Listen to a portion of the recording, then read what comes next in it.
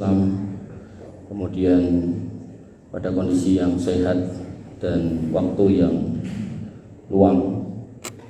Wabil khusus kita masih ada di bulan yang mulia, yaitu bulan Ramadan, yang memang kita sangat nantikan, dan tentu kita ingin agar kemudian keluar dari Ramadan ini benar-benar menjadi orang-orang yang selalu dikatakan oleh orang-orang Indonesia minal aidina wal faizin. Bapak Ibu yang dirahmati oleh Allah Subhanahu wa taala, pada malam hari ini saya ingin membawakan tema, yaitu Ramadan, bulan kehangatan keluarga. Artinya ketika kita mampu berpuasa di bulan Ramadan, maka kita juga harus mengingat keluarga kita dan memastikan mereka juga melakukan ibadah ini. Imam Al-Bukhari dan Imam Muslim meriwayatkan dari Ar-Rabi binti Muawidh, beliau berkata, "Fakunna nasumuhu ba'du." Pada waktu Ramadan kami dulu berpuasa, wa nusawwimu sibyanana, dan kami juga ajari anak-anak kami untuk berpuasa. Ini menunjukkan bahwasanya orang tua yang baik itu bukan baik sendirian, tapi juga memastikan anaknya baik. Kemudian wa naj'alu lahumul lu'bah minal ihni, dan kami pun membuatkan mainan. Kalau sekarang mainannya bisa dibeli, kalau dulu mainannya dibikin dari bulu-buluan, dibikin gitu kan, mungkin dari jerami, mungkin dari kayu gitu zaman dulu. Nah, sekarang tinggal beli. Fa idza baka ahaduhum, kalau salah seorang mereka menangis, ala to'am, merengek minta makan karena lapar gitu kan, a'toina hudzalik, maka kami berikan mainan itu hatta yakuna indal iftar, sampai masuk waktu berbuka. Ini dijadikan dalil oleh sebagian ulama. Jadi anak kecil tuh belajarnya langsung puasa full gitu. Nanti kalau nangis kasih mainan, kalau nggak tahan suruh buka itu. Sebagian ulama berpendapat seperti itu. Kalau saya lebih condong yang setengah hari saja dulu. Kemudian kalaupun kita mau menjanjikan hadiah, maka juga tidak mengapa. Jadi masih kecil untuk membiasakan dijanjani hadiah. Nanti nek selesai Ramadan sehari kasih 10.000, kalau selesai kasih 300.000 misal seperti itu gitu kan, maka tidak mengapa. Imam Muslim meriwayatkan sebuah hadis, fa idza sa'alut ta'am a'tainahum lu'bah tulhihim hatta yutimma shaumahu. Apabila mereka minta makan, maka kami berikan mainan yang dapat menyibukkan mereka hingga dapat menyempurnakan puasa. Ini menjadi dalil bolehnya memberikan hadiah. Tapi ini kalau masih kecil. Kalau udah gede, udah SMK, udah kuliah minta hadiah gitu, ini salah nih. Jadi harus diluruskan. Kemudian termasuk kehangatan dalam keluarga adalah ketika keluarga itu bisa memaknai Ramadan adalah bulan untuk mengajarkan kebaikan.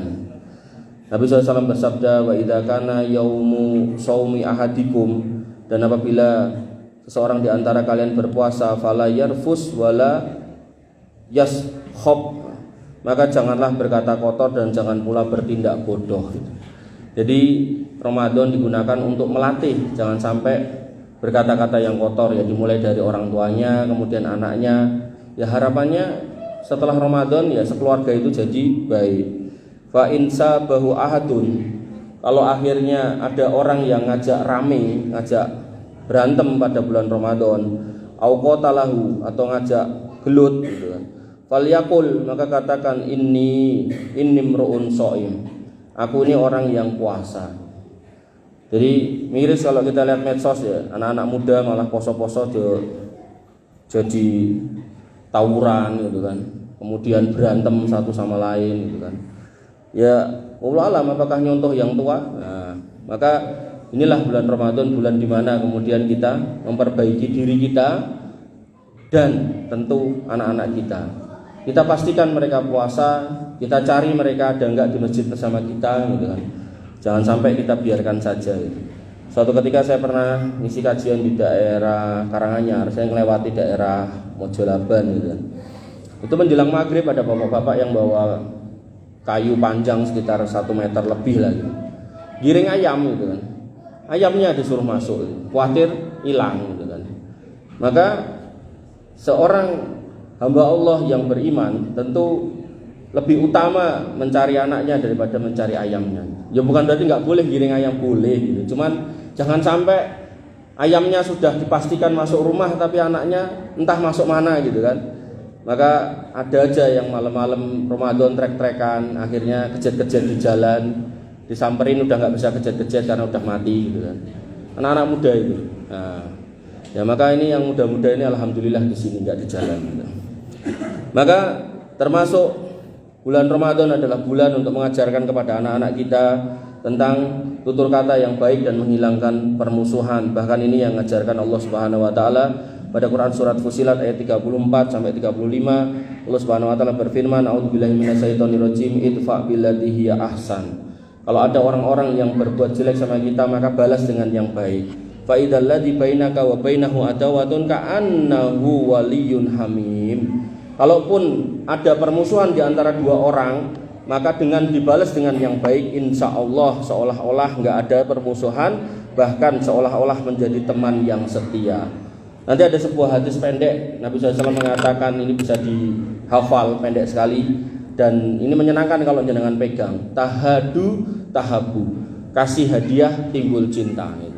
Artinya kalau kita misal ada orang yang nyengiti kita gitu kan, maka kita kasih hadiah, entah apalah itu, maka insya Allah kebenciannya akan hilang dan berganti dengan cinta gitu. Bapak Ibu yang dirahmati oleh Allah Subhanahu wa taala, bulan Ramadan juga merupakan bulan di mana kehangatan keluarga bisa terwujud dengan mengajarkan kejujuran. Karena Nabi SAW mengatakan, "Man lam yada' qaula zur wal amali bih falaisa lillahi hajah fi ayyada ta'amahu wa syarabah." Maka barang siapa yang tidak meninggalkan azur itu maknanya ada 8, tapi salah satunya adalah perkataan dusta gitu kan, dan perbuatan dusta juga, maka Allah Subhanahu wa taala enggak butuh dengan dia meninggalkan makan dan minumnya gitu. Artinya kalau kita levelkan, orang puasa level pertama itu ya cuman enggak makan, enggak minum, sama enggak mendatangi istrinya. Nah, level kedua ini adalah orang yang kemudian bisa menahan anggota badannya dari bermaksiat, dari berbuat dosa, menahan mulutnya dari berdusta, menahan tangannya dari mendolimi orang lain gitu kan, menahan kakinya dari melangkah ke tempat-tempat yang jelek gitu. Nah, level yang paling tinggi, level yang ketiga adalah orang yang sudah lahir jiwa-jiwa yang baru, yang selalu senantiasa menghadirkan iman yang mendorong dia untuk selalu taat pada Allah dan menjauhi larangannya. Ini yang nomor 3. Maka nomor 3 inilah hakikat orang-orang yang bertakwa, yang sesungguhnya haqqatu qoti itu di situ. Jadi lepas dari Ramadan itu benar-benar menjadi hamba Allah yang bertakwa. Kemudian kenapa kita harus jujur? Karena Nabi sudah mengingatkan bahwasanya tanda orang munafik itu ada 3, yaitu wa idza hadasa kadzdzaba. Apabila ngomong dia berdusta. Wa idza wa'ada akhlafa. Kalau berjanji dia ingkar. Wa idza tumina khona. Kalau dikasih amanah dia pun berkhianat. Nah, maka Ramadan harapannya nih, orang-orang Islam yang berpuasa dengan benar, mengerti hakikat puasa, keluar dari Ramadan menjadi hamba yang bertakwa. Maka ya kita pengennya gitu, kalau ada pejabat muslim yang nggak korupsi, nggak pakai baju oranye gitu loh.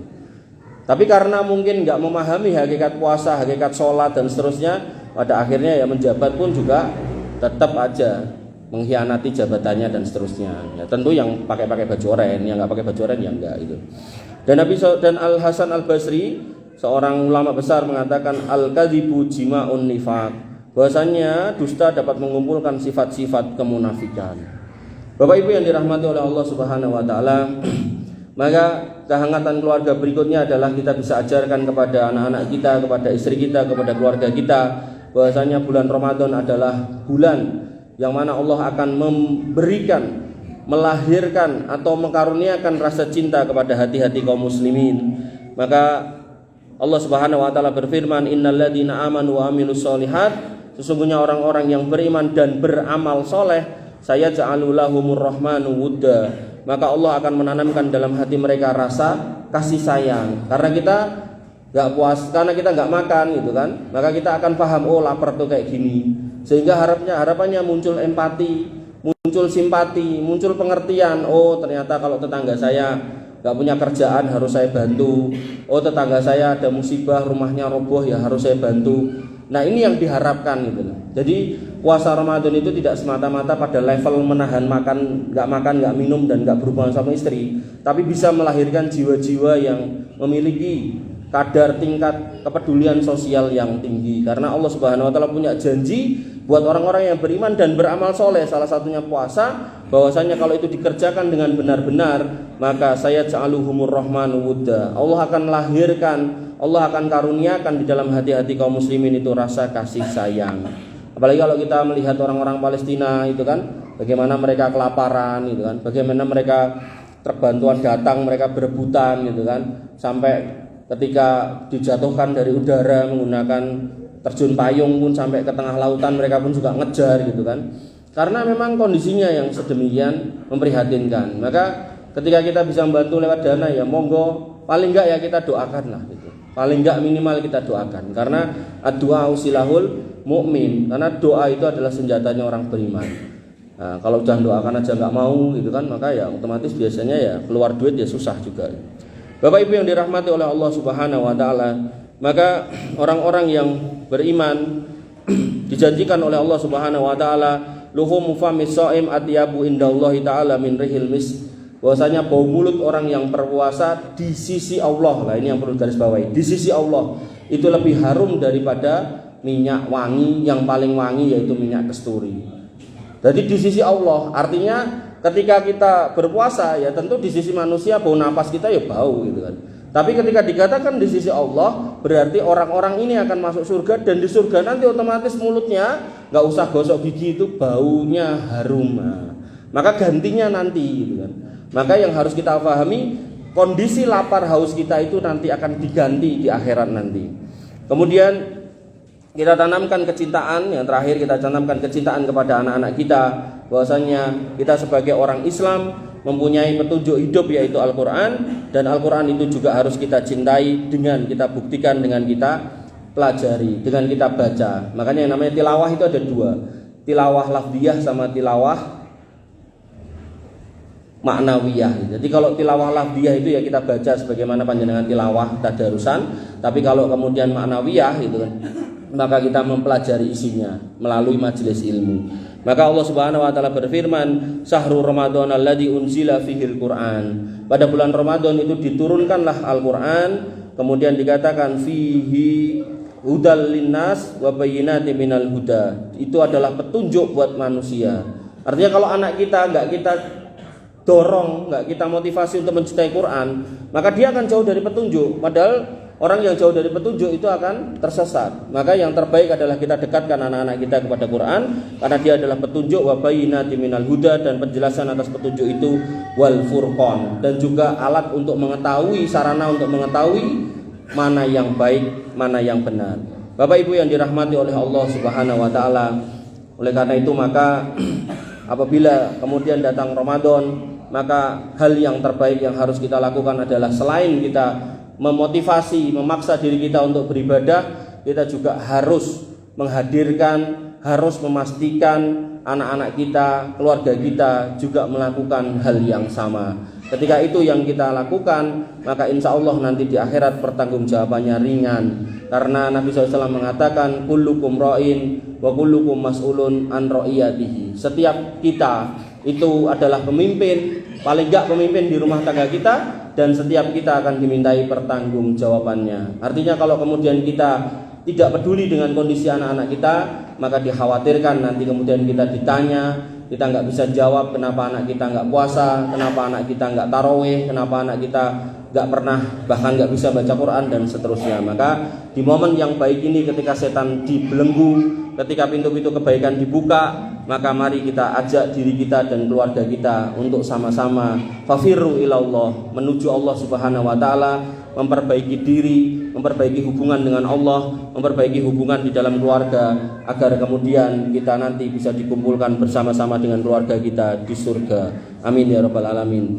Bapak Ibu yang dirahmati oleh Allah Subhanahu wa taala, ini yang bisa saya sampaikan pada kultum malam hari ini. Semoga bermanfaat. Kurang lebihnya saya mohon maaf. Akhirul kalam, subhanakallahumma bihamdika, asyhadu an la ilaha illa anta, astaghfiruka wa atubu ilaik. Assalamualaikum warahmatullahi wabarakatuh.